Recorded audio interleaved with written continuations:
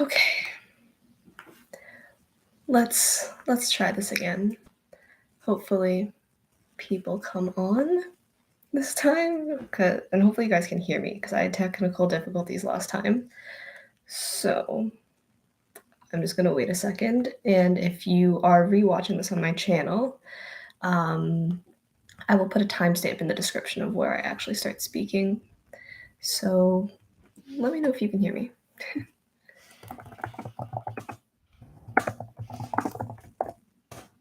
Let me try speaking. Can you guys hear me? Hi.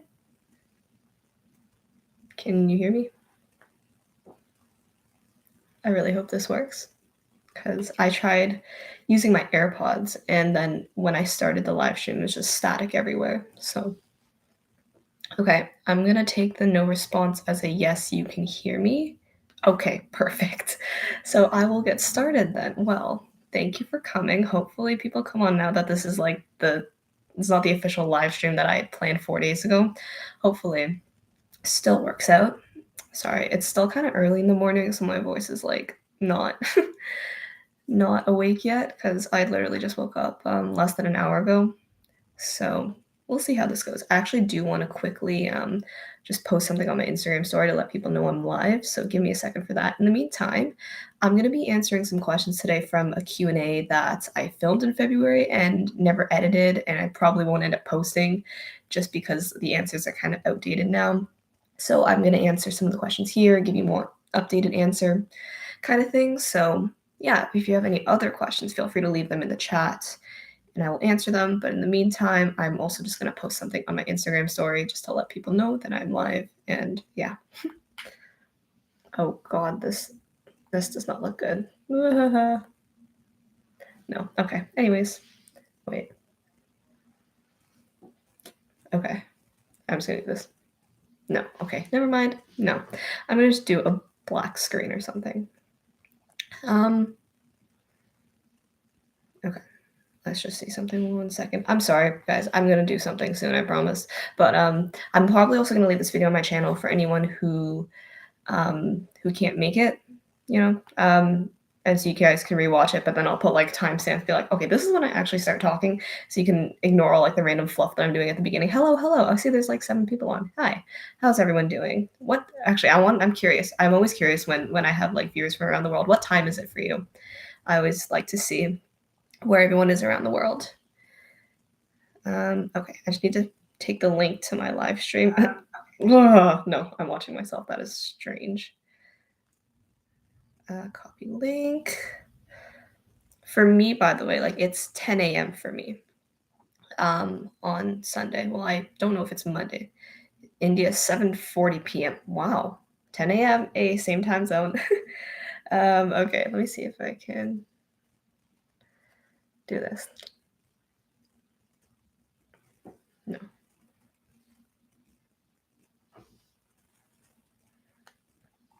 Okay. 4 p.m. Wow. It's cool to see people around the world. 4 p.m. Yeah. So you guys are 6 hours ahead of me. I feel like because I can kind of get an idea of where people are based on the time zones just because of like the traveling that I did. So like you say 4 p.m., that's 6 hours ahead. So I think of like Germany time zone. I think Italy was also 6 hours ahead of us. Yeah. And then 7:40 p.m. Wow. So you are, come on now, like 9.5 hours ahead. Wow. It's weird that like some time zones are like half an hour ahead, some are like full hours. I don't know. Time zones are cool though. Well, thank you. 1 second. I'm just trying to post something on my Instagram story. And sorry for the technical difficulties before, by the way. Like I tried using my AirPods because I thought like the quality of audio would be better. But then I started the live stream, it was just like static and I don't know. It was strange. Okay. 1 second. Some technical difficulties, but live stream has started. But the live stream has started, and I'm just going to paste the link so it's easier for people to what's it called? Access the stream. Okay, I'm gonna try to answer this while I post this on my story. How'd you get into gymnastics? Okay, so I believe I the first thing that made me kind of notice the sport was I was watching the 2008 Olympics that were in Beijing, and that was actually the last time Canada had an individual athlete go to the games. So I was watching her there, and I think I don't remember where I was. It was probably at a restaurant or something, and I saw it on TV. I was like, I want to do that, and so yeah, and then eventually, like, I got my parents to sign me up for classes and stuff because I had done like this little basic gymnastics program nearby, and like I did that kind of stuff. I did a bit of ballet when I was younger, but then I think that's what kind of drew me towards rhythmic specifically. And so I started when I was in grade 2, which probably means nothing to you guys from around the world, but I think I was 7 or 8. So yeah, that's how I got into gymnastics. It's weird though because I associate all my time in gymnastics with like what grade I was in at school. Sometimes I can't even keep track of the year or like no, my age is what I have trouble keeping track of. The year and the grade that I was in school is how I associate it. Um, Sorry, I'm still trying to post this on my story. Where's the button to add a link? Ah, link. There we go. Also, I don't know how long this live is going to be. We'll just do it until, I don't know, I feel like I've answered enough questions or like you guys are getting bored. I don't know. Okay, I'll just do that. Your story. Awesome. Okay. Anyways, I will come back to that later. So, how did you become so flexible? Well, I was naturally definitely not flexible. I will say that for sure. Um, I think it was just a lot of like hard work. I feel like that's a very generic response, but it just kind of came with a lot of training that I did and like stretching, conditioning, and all that. And eventually, like I started to develop my flexibility. Like it's been a while since I've seen those videos, but there are videos of me when I was like in my first year in like a recreational level. It is so painful to watch, but yeah, so the flexibility definitely developed over time, not something I had naturally.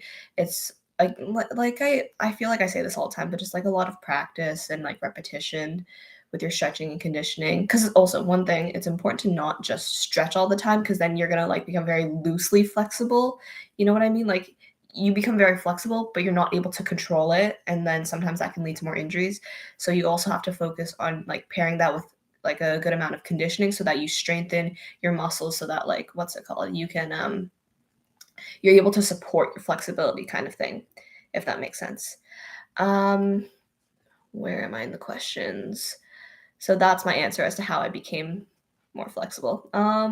What's your favorite apparatus? Now it changes all the time, depends on the routine, but I think okay, I'm gonna give like a two-part answer. So if I were to talk about like my last set of routines that I had before I retired, I would say ball was my favorite routine out of those. But in general, I think my favorite apparatus, like if you combine everything, is probably clubs because I just love being able to flip the clubs around and have gotten to a point where I've done it so much that it's like I'm just holding clubs, I'll just flip them around, do something, catch under my leg, catch under my back, and it's just so much fun. I love doing all those little flips and everything. But clubs were really terrifying when I started out. Like I had to do clubs in my first year of novice, so I was again, age, I don't know. It was 2013. Okay, I was 11, 10, 11, and I had to do clubs for the first time, and I was using senior-sized clubs. So they were like when I did this, it was like up to the length of my like almost went up to my face. So I did hit myself in the face a couple times.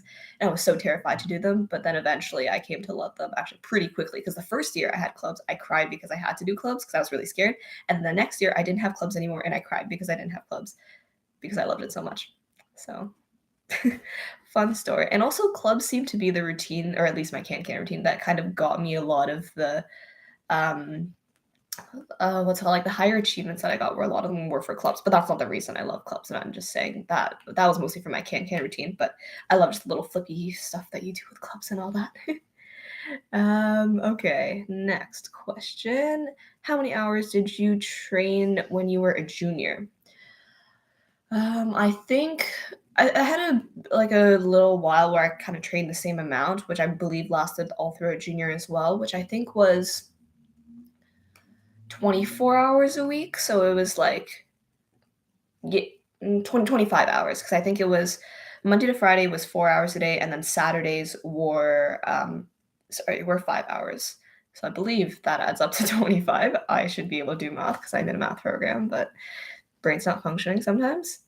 Yeah, so I believe that's how much I trained when I was junior. Do you have any tips to become more flexible? Well, self-plug here, you can follow my tutorials to help. No, but anyways, to become more flexible, I think definitely what I keep saying is consistency, because yes, you can do your stretching and your conditioning, but if you do them like once and then and then you don't do them for like another 2 weeks and then you stop, you do it twice and then you stop for another 3 weeks, like it's important to do it consistently. So if you find a stretching and conditioning routine that works for you and then stick to that consistently, because that's how you're going to see results if you continue working towards it. Like even if you don't see results right away, like you most likely won't. That's not how progress works. So you have to like stick to it even if it's not showing progress right away. Just keep doing it, and yeah, consistently, and eventually, hopefully, it will all work out. You will get to, I guess, you start to improve on your flexibility. And like I said, I do have several tutorials on my channel for flexibility. Like I've done back flexibility, I've done leg flexibility, I don't know what else I've done. I've stopped keeping track of all the tutorials I have, but I do have a playlist for all of them, and it's probably linked in the description below. Okay, what is next? What's your favorite type of elements out of leaps, pivots, and balances? I mean, I always like doing pivots or turns, whatever you want to call them. I always found that those were fun to do, although I couldn't do many different turns. I wasn't good at that many. I was good at penche turns. Those were always fun for me to do. I was decent at ring turns. Um, I towards the end of my career, I started to be able to do those front leg turns, like when your leg is like up here. Oh my god, I'm sore. Yeah, when your leg is like there, but like free leg, like when you're not holding it like that. What other turns did I do? I did fouette for a little bit, which fouette, fun fact, is like one of the elements I can do on either leg. I don't know. Well, oh no, I do know why. What am I saying? I learned it on the left leg first. I don't know why I learned it on left leg, but that was kind of my good leg for fouette. But then I was doing group. I don't remember. Oh, I was doing ribbon group, but I was also doing AGG. And we had to do fouette on the right leg, so I had to learn it on the right leg. And then there came a time, I think in my first year of senior, I had fouette on my left leg in clubs and on my right leg in ribbon. So the one thing I can do on both sides. Also, another tip for stretching and stuff: stretch both sides, because or else you're going to turn out like me, not in a good way. I like in terms of my left leg is terrible. I neglected it for way too long, and I still do even now that I've retired, and I still try to stretch on my own. I still neglect my left leg. It is not good, because also the more you kind of are one-sided, you can get crooked in your position, so it affects not only your bad leg not like getting anywhere, but it also affects your good leg and your position there. So stretch both sides, please. Learn from my mistakes. Okay, that was a long-winded answer to what's your favorite type of element. So yeah, turns, pivots, whatever you want to call them. Do you think it's possible to be good at rhythmic gymnastics at an older age? Okay. I feel like I get these kind of questions all like, I'm this age, is it too late to start? All that kind of stuff. So what I would say to that, I think this is my typical answer, is like, I don't think it's too late to start. I think you're just going to have a bit of a harder time catching up to those who started at a young age and those who may be naturally flexible.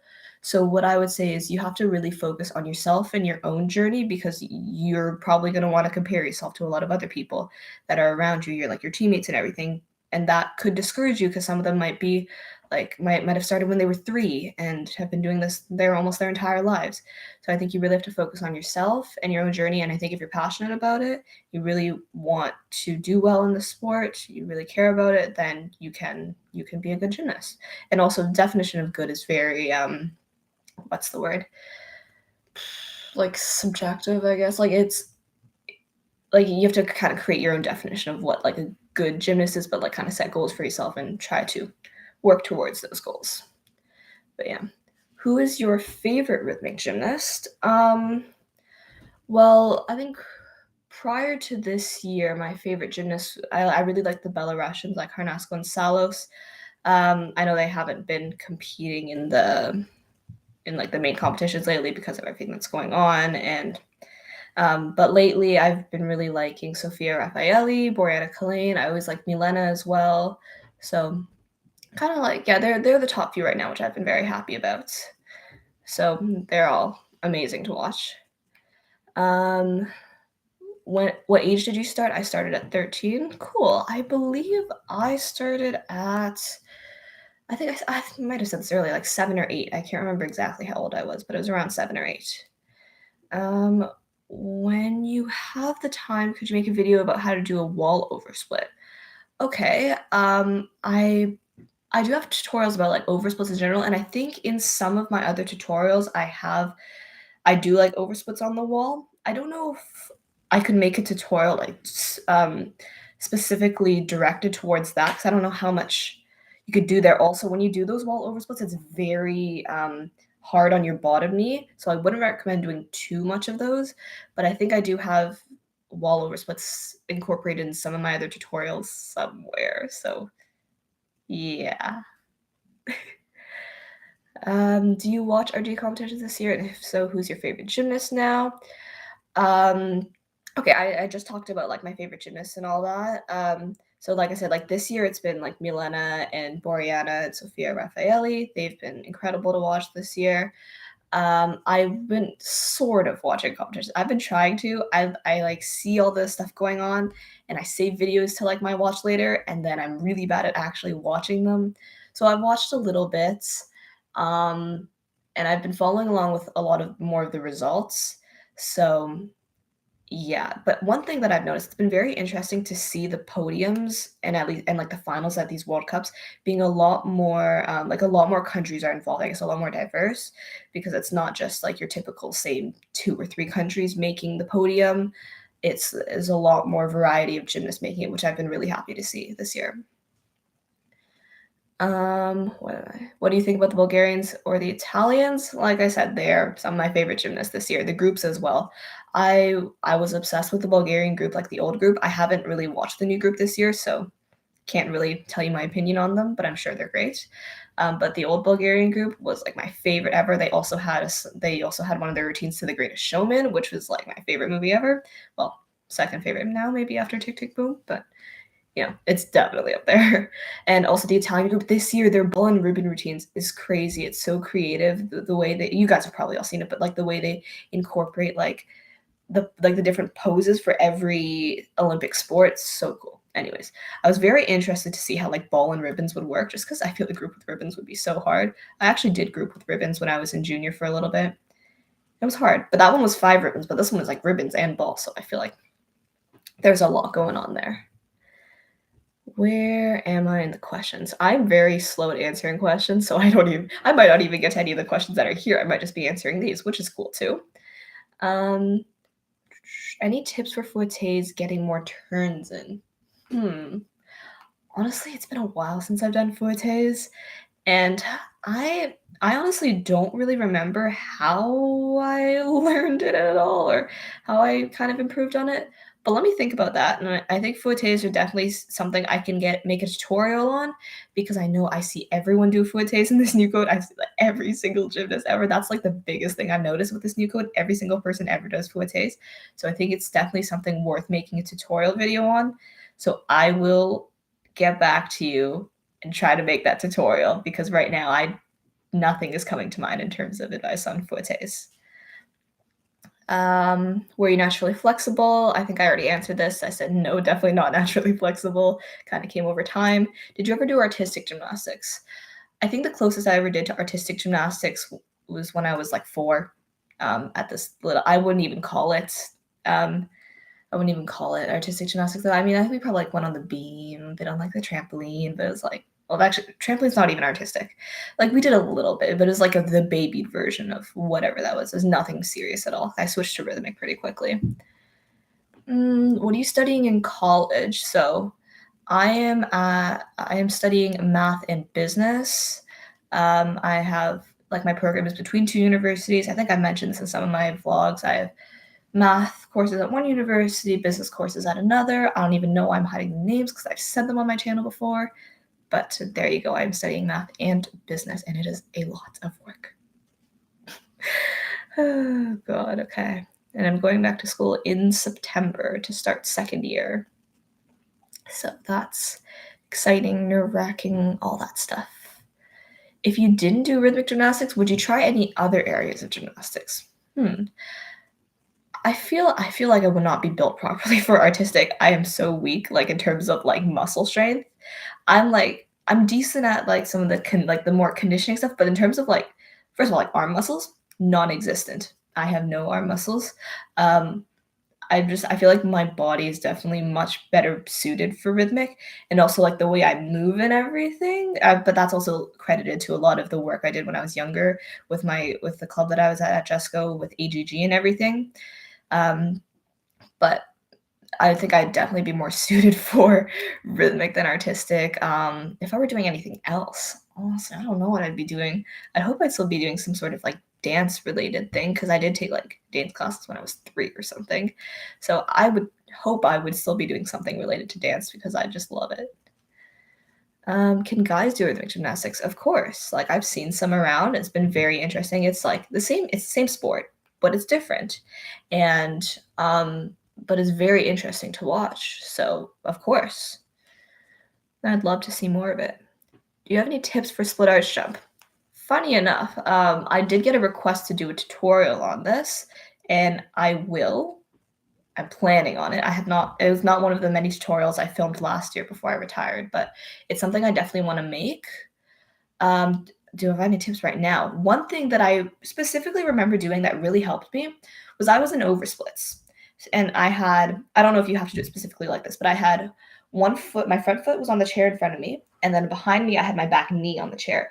And I would sit there for a bit, but I think raising my arms up and holding in that position, because I know that that's like the split position, it's not so much the arching position yet, but then trying to squeeze and bring yourself up and then drop yourself down. Like squeeze, bring yourself up, and drop yourself down. I remember that specifically helping me a lot with my shape on my split arch jump. Now I know that part's more for the split part, but I'm sure like doing a lot of kicks would help to like get the motion of your front and back leg moving in the jump.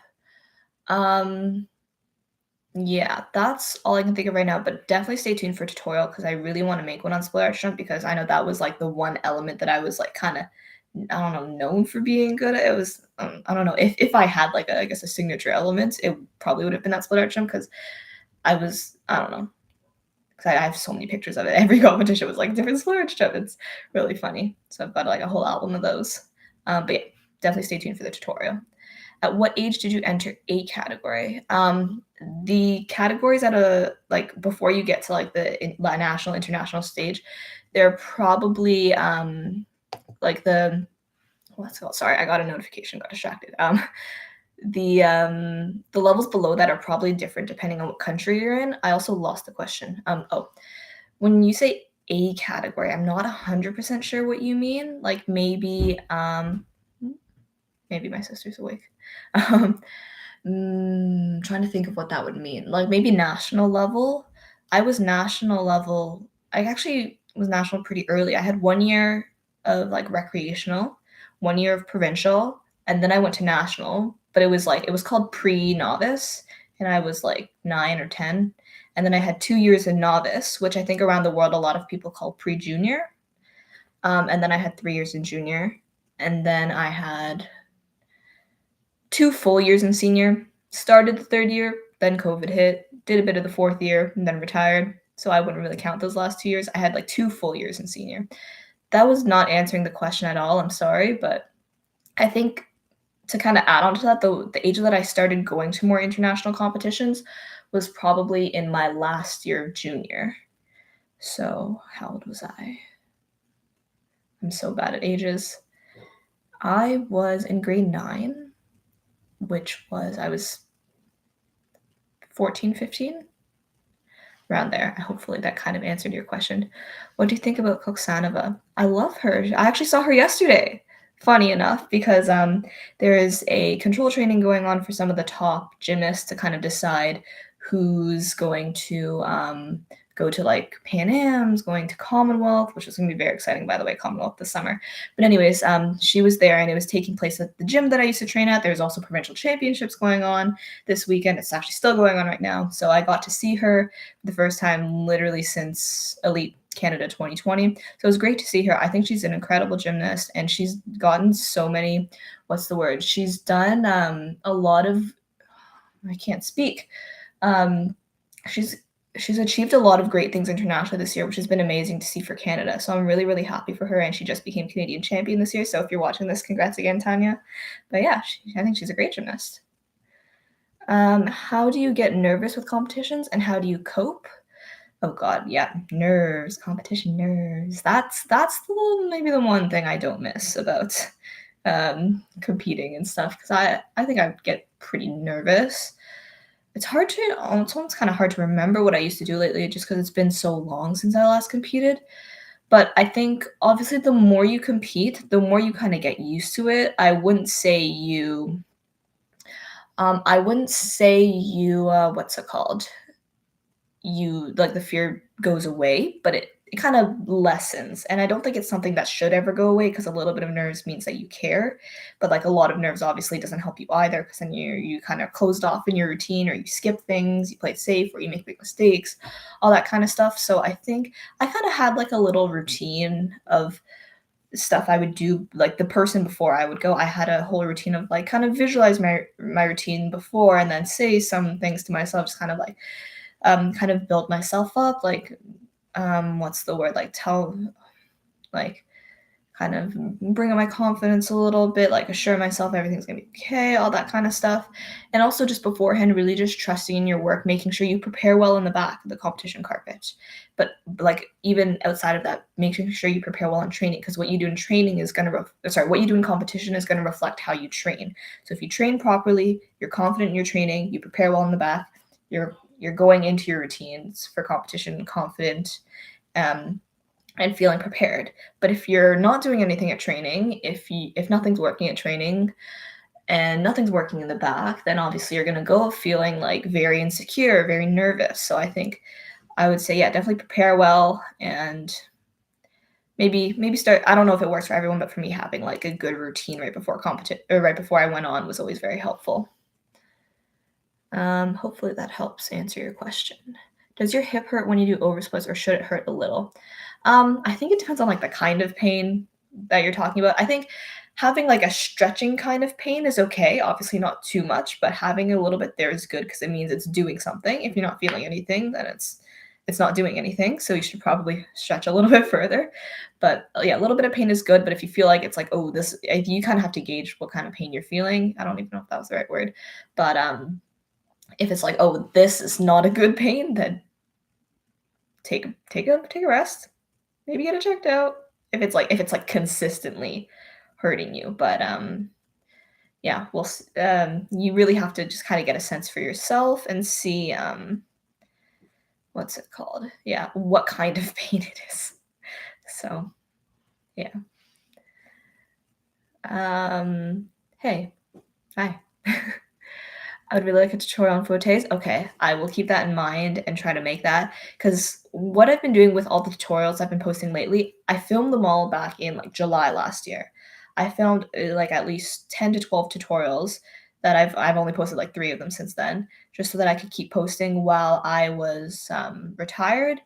And I think now, because there are more tutorials that I didn't film that I still want to make, so I think I need to get a little bit creative with how I do tutorials, because obviously I cannot do split arch jumps anymore. I can probably still film some tutorials now because I'm not like a wooden plank now. I'm not terribly stiff. Like I can still do stuff, but not split arch jumps. So I'm gonna have to get a little bit creative with how I do tutorials. But yes, fouette tutorial will come and split arch tutorial will come soon. But again, I don't know how active I'm gonna be. I'm trying to be active on this channel still, but it's been difficult lately with school. Even though I'm actually not at school right now, I'm working. But anyways, I'm kind of dirty in my routines and lose a lot of points in execution and competition. Some tips. Well, welcome to my world. Yes, I was also, don't worry, I feel like I was also very much like that. Like I could do elements of my routine. My feet and my knees were never great either. So I feel you on that. I think one thing that's really helped, and I see a question about ballet later in this too. So I think ballet definitely really helped with your lines and everything. Um, so that could be one thing to help you improve your like your execution, like your lines and everything. And what else? What else? I think making like taking some specific time in warm up to focus on your knees and your feet. There are like specific exercises you can do, so I'm sure that would help as well. I think I have an exercise actually on how I mean a tutorial on how to improve your point. I think I made it like over a year ago or something. But yeah, you can look for that on my channel if you want. But also, what was I gonna say? But also, I think taking some time in your routines to focus, like do your routines as you would normally do, but take some time to like specifically focus on your knees. Okay, are my toes pointed here? Am I straightening my knees? And all that. So like really make an effort to think about that during your routines. And the more you think about it, the more it will show because you're actually, well, thinking about and trying to do it. So yeah. I was never great with my knees and feet either though. How could I balance school and stretching? Because I feel that a lot of times I have less time to stretch and do it because so wait, I don't have a lot of time. Okay, let me reread that. How could I balance school and stretching? Because I find that a lot of times I have less to stretch and it makes my muscles tight when I don't get to stretch. Okay. Yeah, obviously a big thing is trying to balance school and gymnastics. I know I had to do that throughout all of high school. It was not easy and it did come with a lot of sacrifices, but I think one thing that really helped me is kind of like planning ahead. Um, being able to like what's it called? Like if you know you're gonna miss some school for training, then like get work from your teachers in advance and like when you have some available time, do your homework and all that. Like you really have to find like prioritize getting those done before you kind of do other stuff is what's probably going to have to happen. And balancing school and stretching. Yeah, I think training time should be training time. So when you're at the gym, make like focus on your training and getting your proper stretching in and everything. Because also if you don't stretch properly, yeah, one, your muscles can get tight, and also if you don't stretch well and you kind of go immediately into routines, it could lead to more injuries if you're not stretched properly. So definitely when you're at the gym, take the time to stretch properly and like leave school for something outside of gym. So like when you get home, then do all your homework. But like try to like separate them. Don't try to like mix them together. Like I don't think you should try to like don't think about school while you're in gymnastics or don't think about stretching while you're in school because I think you have to focus on one at a time so that they don't kind of interfere with each other or like block each other from progressing, if you know what I mean. I think I also did talk about balancing school and gymnastics in another video. You know what? When I save this live stream to my channel, I'm going to I'm probably gonna watch through this and link all the videos that I mentioned in here so that you guys can like figure out which videos I'm talking about. But this one that I'm talking about is one that I filmed with my school friend back in like the summer, almost 2 years ago now. Oh my god! Yeah. Also, thank you for 2 years on this channel. Very exciting. But anyways, yeah, it was something towards the beginning of my channel. We talked about balancing school and gymnastics. I mean, she wasn't a gymnast, but she was like running her own business. So you can look for that video. It's kind of towards the end of my channel, though, like towards the beginning. Sorry. Where am I in the questions? I'm starting rhythmic gymnastics soon. Do you have any tips? Well, let's see. I don't know how old you are, if you're starting at a later age or if you're relatively young still starting, but I would say one thing that's really easy to do in the sport is to compare yourself to others. I know I am guilty of doing that a lot, and I think you really have to focus on your own journey and your own progress because everyone's journey is going to be different. And so I think it's important to set your own goals, work towards them so that you kind of track your own progress and also just enjoy it because I know sometimes we can all get very caught up in the sport, in the stress, in like competing, all that kind of stuff. So I think it's really important to enjoy it because in the end it is a really beautiful sport and you should be doing it for the love of it, not for I don't know what other reasons. Just yeah, just enjoy it because it is so much fun in the end when you kind of get out of your own head. What style of routines do you like doing and watching? I've always been a fan. If you guys have seen some of my routines, the majority of my routines have been like the slower, softer musics, and that's the kind of style I really like doing. Just because, like, I feel like I'm a very shy person usually, like, and so doing those kind of like very expressive routines is a little bit uncomfortable for me. But when with those slow, softer routines, I usually don't have a problem with like expressing myself that way and like the more fluid movements. It's also very nice to watch. Um, what's it called? And I'm also like a very emotional person, so it's good to like express that through my routines and all that. And in terms of what I like watching, that kind of stuff as well. Very routines that flow very nicely and that aren't just like element after element robotic kind of stuff. Um, yeah, I enjoy when routines flow nicely, or if they have like a story to them, like the Italian group routine, like I was mentioning before. Yeah, all that kind of stuff. Whoa, one gymnast I forgot to mention. I don't know if I can pronounce her last name probably, but Alice Taglietti, I think, from Italy. Oh my god, I forgot. She moves so beautifully on the carpet. I'm pretty sure you guys have probably seen her. I am obsessed with her routines and just the way she moves and everything is so, so beautiful. Anyways, watch her if you haven't already. I think she's still a junior, that's why, but when she goes up to senior next year, get ready.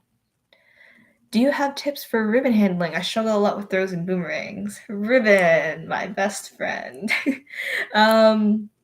Right, ribbon. God, it's been a while since I've done ribbon. I think I should definitely post a tutorial on that. Yeah. Oh God, I'm trying to think. With ribbon, what tips do you have for handling? I struggle a lot with throws and boomerangs. Oh God. I would say the ribbon handling, like you have to with like the handling part with more like your spirals and your stinks, you've got to build up your wrist strength a little bit because it's something that you're not used to with the other apparatus. So one thing that people do a lot is they would start doing like lines of spirals and snakes or whatever and put like maybe small weights on their wrist to kind of build them up because the second you take those off, you feel so free and light with your arms. But that's for the handling part. For the throws, I'm trying to think. I feel like I'm gonna sound very repetitive here, but it's like I think you have to really try it out for yourself, get a sense of how like the motion of the throws work, get that down first because that's gonna be very important to like developing the throw. But then again, just like practicing it and feeling like practicing it and oh, I don't know. I'm sorry. I'm gonna make a video on ribbon throws and stuff tutorials, or I should, because I don't think I filmed one yet. So I can give you a better response, because that was a really terrible response. I'm sorry. I did help some of the girls last summer when I was coaching with ribbon. I just don't know how to explain it like this. I would probably need a ribbon to show you guys how to do all that stuff. So that's why I should just make a tutorial out of it. Oh, is this the A level? A category in Europe is when you have the possibility to qualify for international championship. Okay. Well, I would say that's probably my national level, the equivalent of like the national level in Canada. Like the first year I went to nationals was in 2013. I was first year novice or pre-junior, as a lot of people call it, and I was like 2013, so I was like 10 or 11. Yeah, that's what I would say towards the A levels one, or was it called A levels? Or I don't know. But anyways, did you ever go to ballet as a rhythmic gymnast? If so, why did gymnasts do ballet? Yeah, so I did do a lot of ballet incorporated with my training, and I think it is really important for gymnasts to do ballet as well within their training, just because it does help a lot, like I quickly mentioned earlier, with like your extensions and your lines and all that. Yeah, I think it really helps you focus on the details because like you're only working with like you like at the beginning you start with like your small movements so you can really focus on like your points and your extensions and all that. So I definitely think it's very helpful, and a lot of times in ballet they also help you fix your body difficulties, making sure you're in the right shape, how to improve them. So that's always been very helpful as well. And I know a lot of people don't like ballet, and like sometimes there were days where I didn't really want to do it either, but I definitely see how it's been very helpful. So that's why a lot of rhythmic gymnasts do it, and that's why I would also recommend doing ballet as well. How many times do you still practice rhythmic gymnastics in a week now that I'm retired? Now it's just kind of whenever I find time to do it. I try to still work out every day, whether it's going on a walk or doing a workout at my house or just stretching or going to the studio when I'm up in Waterloo. I've been trying to do some form of exercise every day because if not, I feel bad. But in terms of like the stretching part, I would say it's probably only like once or twice a week now. But what's been great about being home now and the weather being nice outside, because I can't go to the studio anymore because I'm not at Waterloo, and like I go to visit the gym, but like I don't train there and everything. So what I can do now that the weather's nice is I'll stretch a bit at my house and then go to the park and kind of throw around some of my apparatus. That's been very fun. I've been doing that a little bit lately, and I've turned my white shoes green. So that's nice. So yeah, I would say probably only once or twice a week now, but I still try to stay active as much as possible. Oh, it just ruined my hair. I sometimes hurt my back through arching. My coach tells me that my habit of being warped is the cause. How can you maintain a good posture? Okay, right. Yeah, sometimes in the ways that you arch, if you like arching crookedly or you're arching, if you're focusing very much, you can't see like on your like lower back when you're arching, that can make you kind of vulnerable to a lot of injuries. Oh, sorry. Oh, I was crossing my leg this entire time. Okay, anyways. Yeah, that can make you very prone to injuries in your back. So one thing that I remember the physios had been telling me was like try to focus more on like arching from your upper back and going down that way before starting to arch your lower back, because what a lot of gymnasts tend to do is just kind of arch from your lower back right away, and that, like I said, makes you prone to a lot of injuries. So, and making sure you're kind of squared both ways, and again working on both sides, because being like stretching one side a lot more than the other can make you very crooked, and then back injuries as well. So yeah, I think it's been very interesting trying to think about it that way, like try to think about the way you arch and trying to think about arching more from your upper back first, like curling your upper back before you drop down to arch from your lower back. It's definitely something to consider doing. It's going to take a while for like that to become a habit, because obviously I'm pretty sure right now everyone's tendency is just like fold back. So yeah, that's definitely something to think about with your back flexibility.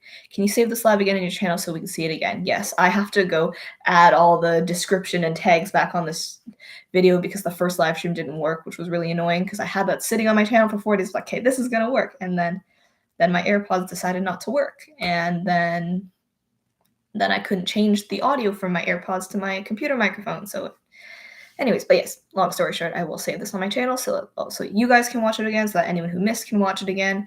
And I'll hopefully go through this video and put like different timestamps, so you guys can like skip through the boring parts of this video or kind of see all the video. I can link all the videos I was mentioning before. Yeah. What stretches are good for back flexibility and ring balances reaching back in splits? Okay, well, the better response will be in some of my tutorials. I have a couple back flexibility tutorials. I have a ring balance tutorial. So I would say those are definitely going to be more helpful than what I'm explaining now. But sorry, I keep getting distracted when new questions pop up. Good for back flexibility, ring balances, reach back split. Well, I think in terms of the reaching back and split part, you can kind of do that on a floor, sit and split, kind of reach back, like start with your arms out and then just arch back. And then another time go in with one hand. You can like, this is a bad demonstration because I can't actually do it. You bend your back leg and split and then start to extend it so you arch further back. And then another time just kind of go back and grab your leg. That's like progression into reaching your back leg. Obviously the back stretching is going to be big, and being able to reach your back leg along with your leg stretching or hip stretching, whatever you want to call it. I've lost the question now. Right. Yeah, my ring balance tutorial is one that I'm very proud of. So I would recommend following along to that, because I think that one is actually very helpful. Always things like kicks are always very helpful when you're trying to achieve those balances, because obviously eventually you need to grab your leg in ring. So ring is one of those difficulties that's a combination of back and leg flexibility. So I would recommend working on both. Like I said, kicks are always helpful, making sure you do that on both sides. Yeah, so that's what I would recommend. But first, probably check out the tutorials, because those will be more helpful. Where did you buy your leotards, and are you selling them because you retired? So when I was younger, I used to mostly get my leotards from older gymnasts at Jusco, because we would have like a day in the fall where everyone would just bring their old leotards and everyone would go try them on. And that was always very fun. And so, yeah, I would usually get them from from older gymnasts at the time. But then eventually I became too old to get leotards from older gymnasts, because I was the oldest at the club to develop. Not every suit fits you anymore, and some look better on you. And so as you get older, you most likely have to start to find you try to words. You kind of have to start getting leotards made for you, maybe, so that they fit you, they suit you, like you're comfortable in them. So that's what I started doing when I hit like last year, junior and senior. I started to get leotards made for me, and yeah, that's where I got my leotards later in my career. And I'm planning on selling them. I've rented some or sold some. I don't remember which I've done, but I've done both probably, just to younger gymnasts in Just Go. Like I mentioned, now I'm on the other side of things where I'm renting out, selling out my leotards. But there are a few, like some of the ones that were made for me, like the more recent ones that I've worn. Those ones I'm probably gonna keep just for like sentimental value because I like them so much and I don't really want to give them away. So there's that. I want to pull up some of my suits. So like my favorite ones that I got made. I will find them 1 second. There were 3 that I really liked. We had there was someone who made some of my leotards from not too far from me, which was very, very pretty. The ones that she made, I'll show you. And then I had one that was made in Ukraine, I believe. And then I had a couple other ones that were made nearby here as well from a different person. Where is that picture? We did a photo shoot, and I'm trying to find the pictures of the suits. Why can't I find them? It's funny, I thought this whole video or this live stream was going to be me answering the questions that I was given from that February Q&A, but turns out you guys have a lot of great questions here, so I might not even get to them, which is fine as well, because this is fun too.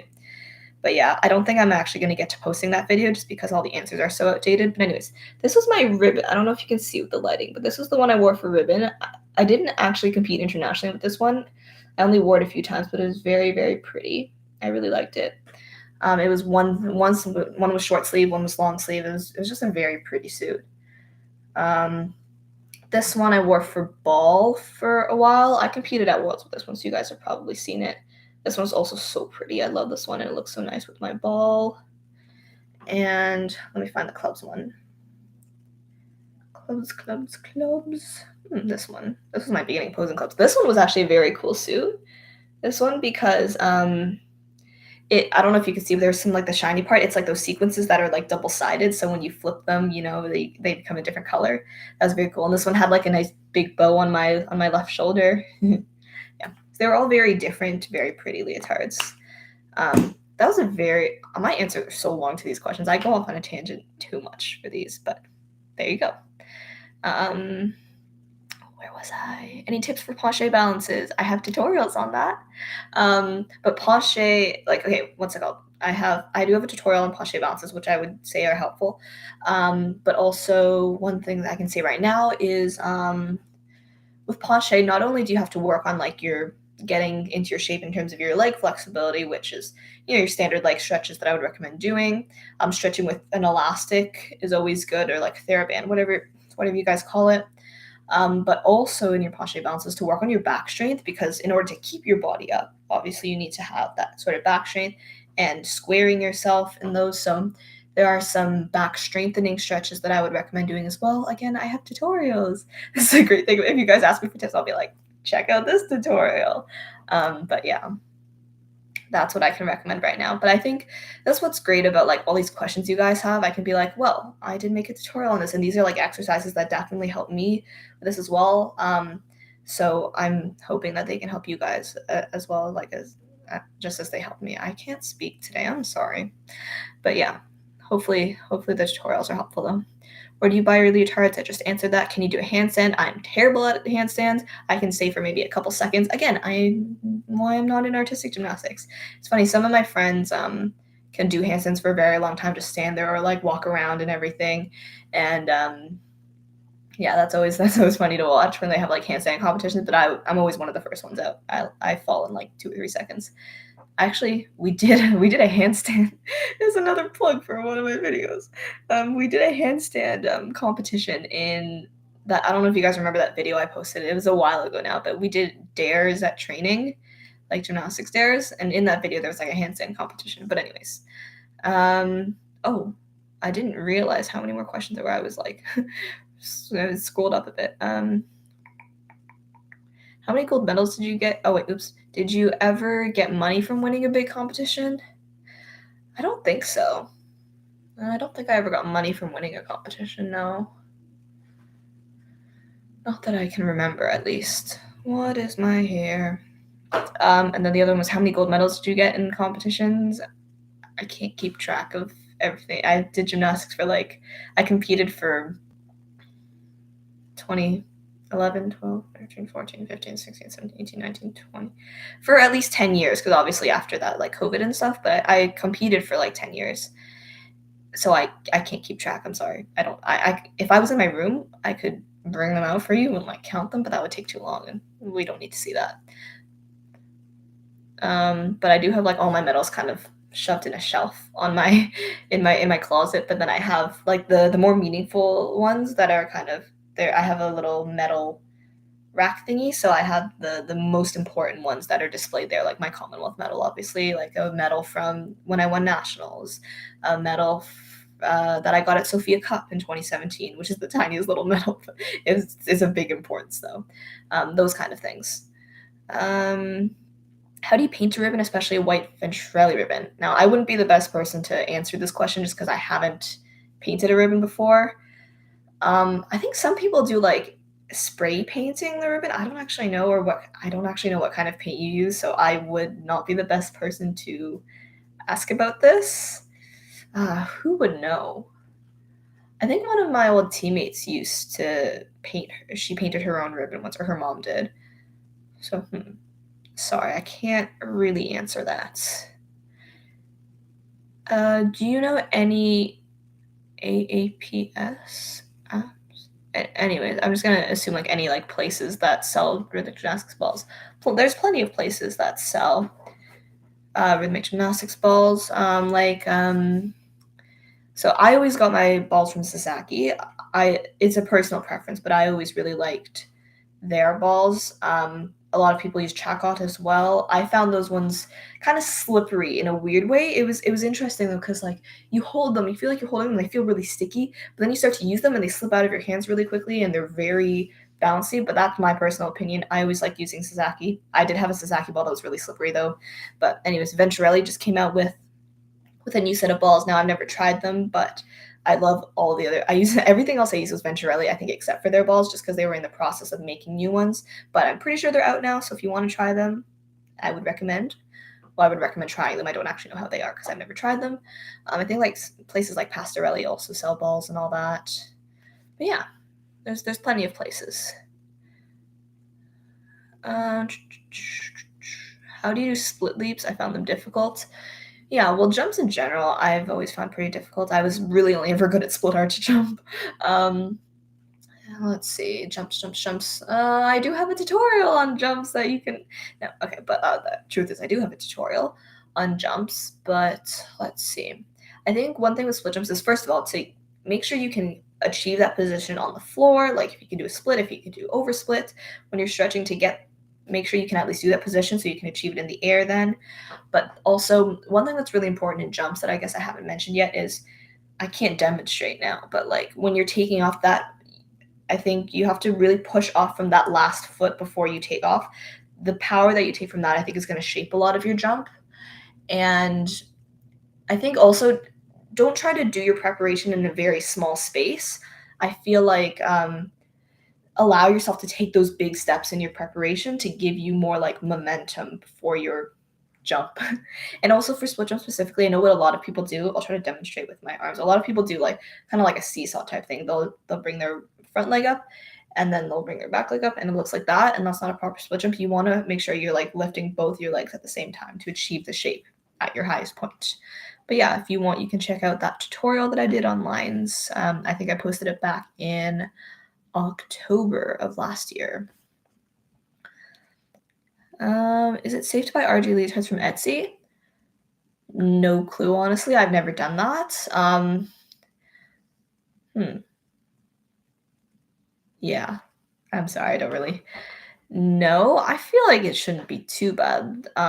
They probably wouldn't be the most top quality leotards, but they might be okay for what you need, depending on what you need, what level you compete at, and all that. But yeah, I've never done that. When did you start rhythmic gymnastics? I've explained this a couple times. I was 7 or 8.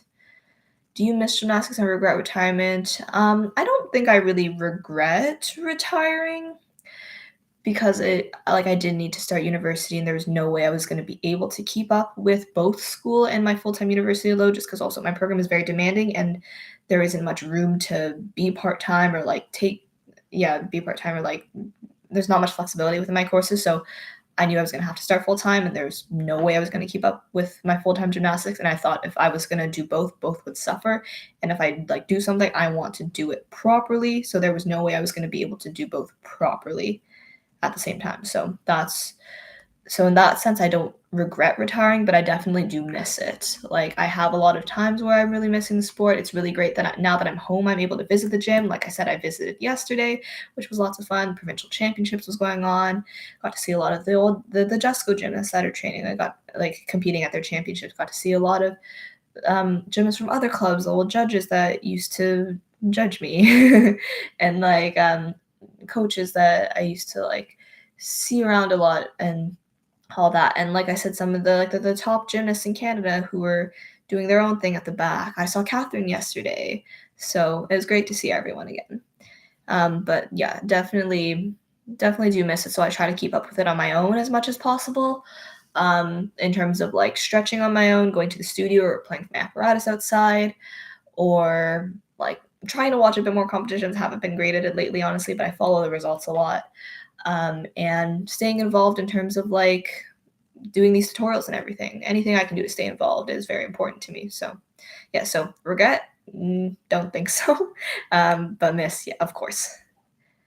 Was there a point in gymnastics you realized that big competitions were really possible? Did you ever have a moment when you suddenly realized that gymnastics was a bigger thing for you? Yeah, I feel I guess the first year things started to become real for me was I was second year junior. I was it was 2016. I would have been 13 or 14. That year I'd come third in Elite Canada, and basically in Canada we have two big competitions. One of them is nationals, the other one is like nationals, but it's called Elite Canada, and it's in February. Our nationals are in May. So yeah. I'd come third at that Elite Canada in junior, and then I was able to start going to some bigger competitions, and that's when those opportunities came, and I started to realize, oh, okay, this is actually possible type thing. So yeah, I think I would say around my second year junior. I'm sorry, I'm just seeing another question at the bottom. Can you please upload this video? Yes, yeah, don't worry, I'm going to upload this. I'm going to save it on my channel after, and I'll put timestamps and tag videos and everything so that you guys can just skip to the interesting parts and not watch the 10 minutes of me trying to figure out how the live stream works and try to post something on my Instagram story earlier in the live. But yeah, long story short, yes. How's Waterloo? Waterloo is good. It is stressful. There's a lot going on there. I'm not there right now. I'm home for the summer, but it's been good. Been stressful. That's my two things. But kind of excited, kind of nervous to go back in September, starting second year. I'm very excited to be moving in with a few of my friends from first year, so that's something to really look forward to. And I think my course load will hopefully be lighter in second year, because I don't know if I didn't mention this in that Q&A video, but again, I'm not going to post that because it's very outdated now. But in the winter term, so January to April, I was taking 7 courses, and it was very hectic. And I hope I never have to do that again. So, which is also why I went so long without posting on this channel. So, yeah, Again, long-winded answer too. It's good, stressful. Could have just ended it there. I'm looking forward to posting your videos every time. I'm Japanese. Do you know some Japanese gymnasts? Yeah, we did actually have a couple gymnasts come to Jesco from Japan, and I went to Aeon Cup in 2017, which was an amazing competition. It was one of my favorites, and Japan was so nice when I went there. I really hope I can come visit again. But yeah, I do know a couple of the Japanese gyms. I'm not sure if they're still competing now, but I did follow when Kaho Minigawa was there, and Chisaki and Sumire. I don't know if I pronounced that properly, but yeah, Sumire Kita. But yeah, How do you get more power in jumps and leaps? So like I was explaining before, I think it's a lot of that the power from your back leg before you like jump up. Like sorry, the leg you're taking off from, I think that's where a lot of the power is coming from, but also in your preparation. Like I was saying, to take larger steps and yeah. Again, I do have a tutorial on it, but I also want to plan on making another split arch jump tutorial. But yeah, I think of a lot of the power comes from that back leg, and also like when you do small jumps at the beginning of lines to prepare, I think those are going to be really helpful for like the idea, like yeah, the sense of taking off and getting that power. Oh my god, the live has been an hour long already. I should probably end it soon because I do have stuff to do today, but I will try to answer these questions first. Where am I? Did you know Jason? Is this at Waterloo? I might need a last name. Also, I don't know that many people at Waterloo, to be honest. Like I said, I'm a quiet person. I don't talk to many people, but I do have my group of friends, which is very nice. How can you become more flexible faster? Is it too late to start gymnastics? Okay. I've answered the is it too late to start gymnastics earlier. So when I repost this video, I'll put like a timestamp so you can find it. But just for the sake of time, I'm not going to repeat that. But how did I become more flexible? How do you become flexible faster? I don't know if faster is always going to be the case because like I've been saying, developing your flexibility takes time and consistency. So I wouldn't say it's something that comes fast, but I think it's something that comes with consistency and hard work. Okay, I'm going to try to answer these questions a little. Have you ever had your hair fall out in a routine? How did you travel with a hoop, and did your hoop ever break from traveling? Okay, so one, have you ever had your hair fall out? No, but in a group routine, one of my teammates, her bun had fallen out during our routine. Where was I? How do you travel with a hoop? It's a pain. Did my hoop ever break while traveling? No, but it's been like bent a lot before because especially my hoop is one of the bendy venturelli hoops. So it like as the name says, it like bends really easily. So it would come out of wherever we put it, sometimes very warped, and that's not great. But I do want to make a whole video on like funny stories that have happened throughout my career. Like I think most of them are going to be about ribbon, to be honest, ribbon horror stories, but RG horror stories. But anyways, I do want to make a video like that, so I'll probably get into all the pain of traveling with hoops then, but also just in a nutshell, it's just a pain just because they're so big and you carry them around everywhere. Everyone stares at you, and then they can't find a good place in the plane to put it and all that. So it's a whole thing. That's one thing I also don't miss traveling with hoops. Have you ever forgotten an apparatus when traveling? I don't think so. I think the closest I've gotten to that is like the closest I've ever gotten to that is the whole hoop drama. We almost left. We were going to a competition in LA in 2016, and we had checked the hoops in, I think, into like oversized baggage or something, and then we came out and we kind of forgot about the hoops, so we left to go to hard. No, we went to go pick up a rental car. We were at the rental car place, and one of my teammates, Dee Dee, you might have seen her in one of my videos. She kind of was looking around. She's like, "Guys, where are our hoops?" And then it occurred to us that we had left them at the airport in the oversized baggage. So one of my teammates and we kind of just ran around the airport looking for our hoops, and we eventually found them. But yeah, that's the closest I've ever gotten. I don't think I've ever forgotten apparatus like in Toronto. But yeah, we almost left them in the airport. How do you? Oh yeah, just wait about the last question. Yeah, I'm probably gonna end this video soon, but thanks for watching and thank you.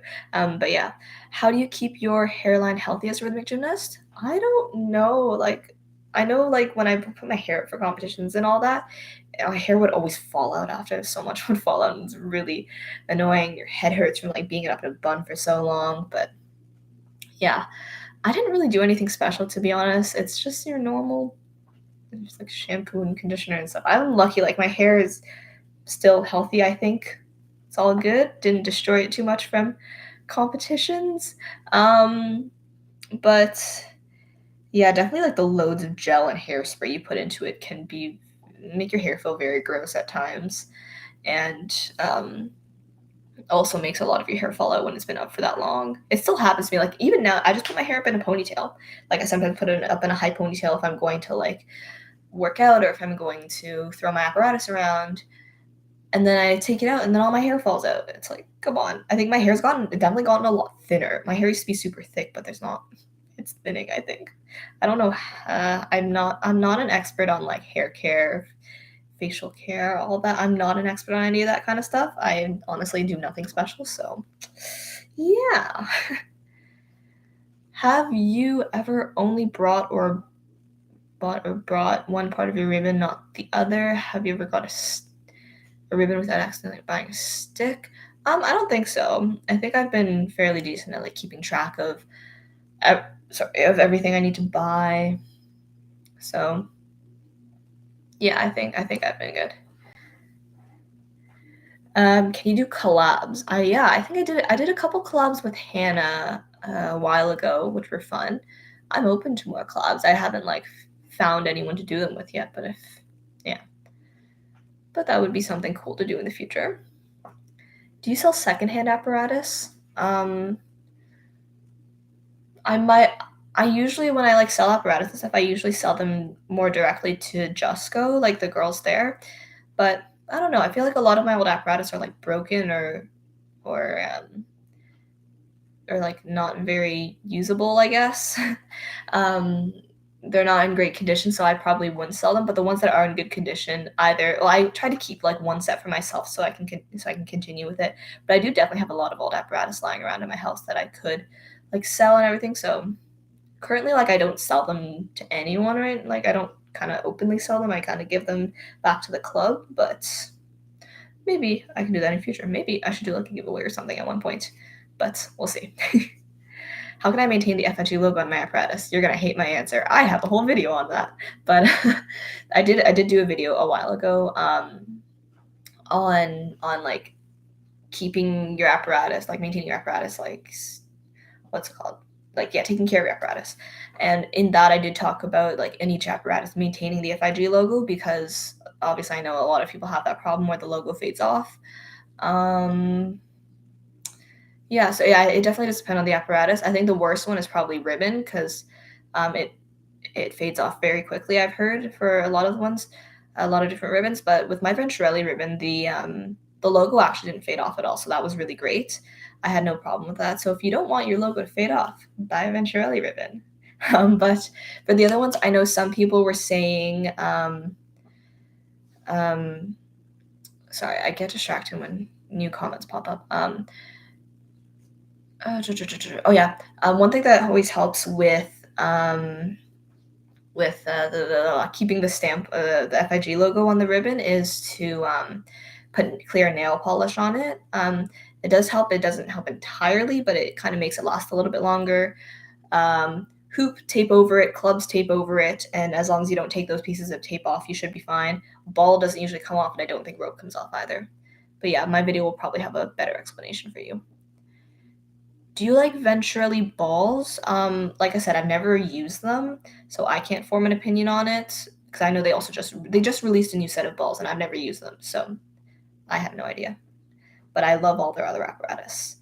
Like I actually did use an old venturelli ball for like 30 seconds at nationals one year because I went out of the carpet and took the spare, and the spare was a venturelli ball. So in the 20-30 seconds that I did use it, it was good. But again, that was their old collection. They do have a new collection out now. So I would recommend trying them and let me know how you guys like it because I've never tried them. What's your tips on starting gymnastics? Rhythmic gymnastics, by the way. I love the fact that you're so comforting to me. Aw, thank you. What are my tips on starting? Oh, I need to stop. Okay, one second. Okay. My tips on starting. I think I did quickly mention this earlier, but like I said, setting goals is always a big thing. So you know like what you have to work towards, even if it's like in the off season, kind of making goals for yourself in terms of difficulties you want to do or like different kinds of skills you want to learn and all that kind of stuff. And focusing on your own journey, not comparing yourself to others, because that can be a big thing. Everyone is on like is on like a different path and like a different place in their journey. So yeah, everyone's going to be different, and you really have to focus on your own work. Obviously, like still, what's it called? Not like to ignore other people and only work on yourself. Obviously, like gymnastics is where I made a lot of my closest friends. So like continue to, and also continue to like have fun with all your teammates, but like try not to compare where you are to where they are because everyone's going to be at a different place. and also really just enjoy it, like I've been saying, because in the end, it is a really fun and beautiful sport. So yeah, okay.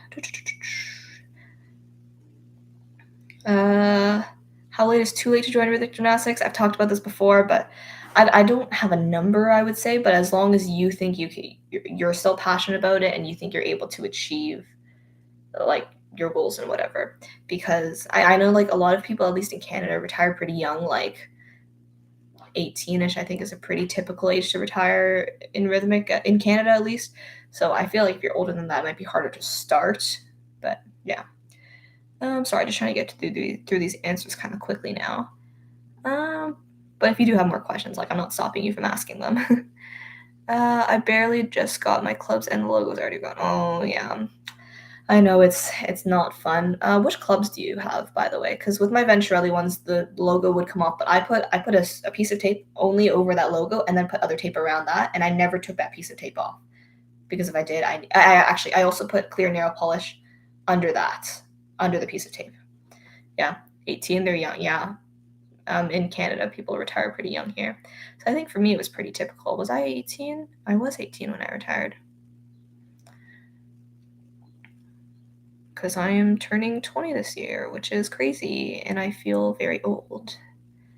Do you prefer sasaki or venturelli ribbons? I prefer venturelli ribbons.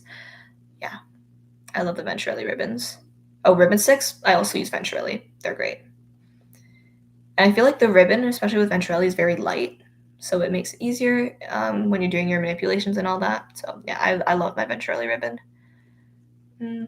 Have you suffered any injuries from gymnastics? Thankfully, not that many. I know like most gymnasts are constantly injured dealing with different things and all that, but I was fortunate to have like only one major injury when I was like 10, and then towards the end of my career, like I think I documented a little bit of it on this channel. I had like foot injury, and then I moved to my other foot, and then it was like both feet, and then it was my back, and then my back was injured for a while. I couldn't arch for about a month, but nothing too severe, which I've been very fortunate for.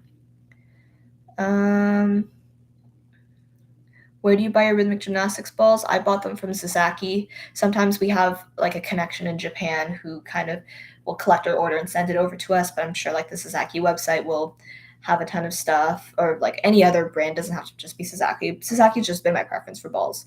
But yeah, whichever website, like each of the brands have their own websites, and I'm sure there are other kind of places where you can buy them around you. Like I know a lot about like competitions and stuff. Some people will come and sell their apparatus and all that, or their yeah. So you mentioned ribbon 6, yeah, 18, yeah. Venturelli clubs, yay, venturelli clubs, yeah. So like I said, the clear nail polish, put a piece of tape over just the logo, and then I always tape the rest of my clubs because I found that the body of the clubs could be a little bit slippery. So to help with my grip, I always put tape there, and then if I ever had to retape my clubs, I always try to not touch that single piece of tape so that the logo stays on. You look like you're 17, thank you. Yeah, I've been told, or like I feel like, or yeah, I've been told I look younger than I am. Like my sister is 4 years younger than me, and I remember one person thought she looked older than I did. So there's that. Do you get very nervous before competitions? Yeah, I always got pretty nervous. Like it's something that never really went away, but obviously like when I started to compete more, it got like a little easier. The nerves became less kind of overwhelming, but definitely still there. But obviously competitions like worlds and big competitions like that are more nerve-wracking because there's kind of more at stake. Have you ever used chacott clubs? Oh wait, yeah, I used chacott clubs for a long time before venturelli. I used chacott clubs and I really like them as well. Yeah, I used chacott clubs for a while, and they were great as well. I did find though that the chacott clubs sometimes split apart a little bit easily. It happened at one competition. I was going to do a throw with 2 clubs, and one club fell out. But the solution to that would just be putting some white tape on the end of your clubs, and they stick together better. Do you use grip tape for your clubs? Yes. So that's funny. I was just talking about that. So for the chacott clubs, yes, I did, because sometimes they would like I said, they would separate, so that would help with that. But when I started using venturelli, that was never really a problem. The venturelli clips stick together very, very well. Sometimes I couldn't even get them out. Like you might have seen in that video that I posted at the studio, like a month or two ago. Yeah. Sometimes the clubs don't come out, so that's a different extremity. But so yes with chacott, no with venturelli. How does apparatus get checked at FIG competitions? Well, nowadays it's easy because they just check for the logo. That's like the main purpose of adding the logos. But when I like earlier before the stamps were introduced, there was like there's usually an apparatus table. I've done apparatus measurement at some competitions, so I know how it works. With hoop, they have to weigh it and they have to measure the size. With ball, they have to weigh it and again measure the size. There's like some holes in the table. You just like see if it passes through this one and if it doesn't pass through this one. What else? Clubs, you have to weigh them. And again, there's a little size. There's like a little size chart in the table as well. So you would just check it up from there. Ribbon, the stick has its own little size chart as well. And then the ribbon, you have to check the length. So the length of the table is 1 meter. So you go 1, 2, 3, 4, 5, or 6, depending on the length of the ribbon. And rope, I think you literally just check if it has 2 knots. Did I ever tape my clubs? I've never been very creative with taping my apparatus. Like if I ever taped my hoop, it was very basic. With clubs, I usually would put on my venturelli clubs, I think I just put clear tape, just to help with the grip a bit, but nothing too much. On my chacott clubs, I used to put a bit of tape, but it was just like red head, black body, to match for my can routine. So that was that. Hello. Chacott clubs don't even bounce. Yeah. I see the bouncy clubs are like, they can be good because, there's some cool stuff you can do that's always fun. Also, sometimes when I'm angry, I'll just like bounce the clubs to get my frustration out, but sometimes it's also just fun to bounce around. I do it all the time with my clubs now. It's funny because I brought clubs to university, and when I was bored or when I needed to wake myself up, I would bounce my clubs on the floor. And I feel bad if there's no one was living under us, thankfully. But if there's ever someone living on the floor underneath us, I might need to stop doing that. But yeah, so bouncing your clubs is so fun. But at the same time, if you do a risk or something, you throw too far and the club bounces in the wrong way, it's going out of the carpet. Like they can bounce really far. So with the chacott clubs, it's good. Like if you drop it, it won't go very far. But like there's pros and cons. How to come up with unique ADs? I don't know. Don't ask me. I'm not very creative in that sense either. But I think one thing that comes like that can help you formulate these new masteries is like watching a lot of other people to get inspiration, and then maybe trying to like combine different pieces of other people's things to put them together. Yeah, so I think it comes from a lot of like watching others, like taking inspiration from others, but then formulating it into your own type of thing. Like that one thing in my hoop routine where I threw it in my split out jump, then I caught it on one leg in a back walk over, switch it to the other leg and throw it. I'm pretty sure I combined masters that the twins had done, but like I put them all into one. Like, yeah, it was something like that. Or like, what else? There was like a catch that I saw someone do, but then I started doing a weird rotation after it, but then I turned it into like my own catch where I did the rotation first and then trapped it. Anyways, I don't know if I even have a video of that catch, but yeah. Hopefully that helps a bit. That's such a gymnast thing to do, throw clubs when we're It's a good way to get your anger out. Just throw your clubs on the floor. It's fun. It's fun when they bounce up. But if you have like the chacott non-bouncy clubs, it's not as fun. Leaning forward when we're tired is like the gymnast's favorite resting pose. Exactly. Exactly. Okay. I've reached the end of the questions. I think I'm going to end the live stream now, because I do have some work to do today, some other stuff to get to, but this was lots of fun. I should probably do another live stream soon because, yeah, this was fun. I will let you know if I ever do one again. And I actually, funny enough, I didn't end up answering any of the questions that were asked in the video because you guys had a lot of great questions here, which is cool. So, yeah, thank you guys again for 2 years on this channel. It's crazy that it's been this long already, and expect much more from me in terms of like, I'm trying to be a little bit more active in terms of like posting videos and more tutorials. I will try to get on like a split arch tutorial, fouette tutorial, all that. And yeah, I will also save this video on my channel for anyone that didn't make it or who didn't join at the beginning. I will try to put timestamps and all the videos that I reference and all that. So yeah, okay, that is it from me. Thank you guys so much for watching, and I will see you guys very soon with a brand new video. Bye. How do I end this? Okay, let me end this. Bye.